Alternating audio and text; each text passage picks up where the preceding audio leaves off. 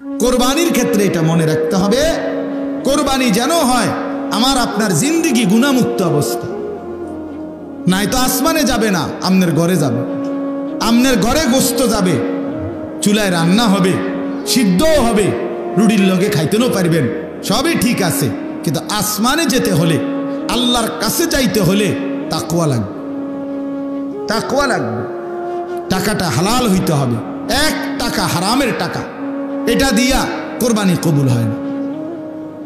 এবং হারাম টাকার শরিক যে হয় তার কারণে বাকিদের কোরবানিও কবুল হয় না। আপনি যদি বলেন বুঝমু কেমনে, না বুঝলাম না, হেতের লগে করেন কেন? কথা বলেন না কেন?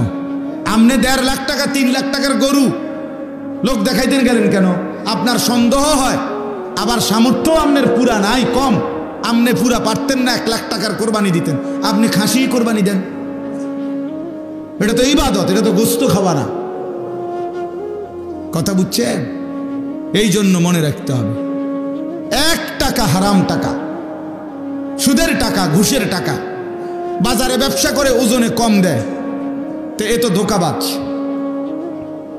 এ তো ধোঁকাবাজ। পণ্যের গুণাগুণ 2 নম্বর মালরে 1 নম্বর বলে, 3 নম্বর মালরে 1 নম্বর বলে, এ তো ধোঁকাবাজ, বাটপার। তাহলে এই বাটপারে যে টাকাটা নিল, এটি বাটপারির টাকা না? কথা বলেন না কেন? তো এ তো নাজায়েজ টাকা।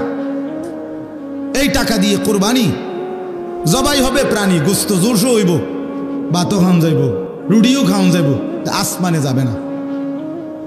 কোথায় যাবে না? আসমানে যাবে না, রবের কাছে যাবে না, মালিকের কাছে যাবে না। কথা শক্ত হইল, এটাই সত্য, শক্ত।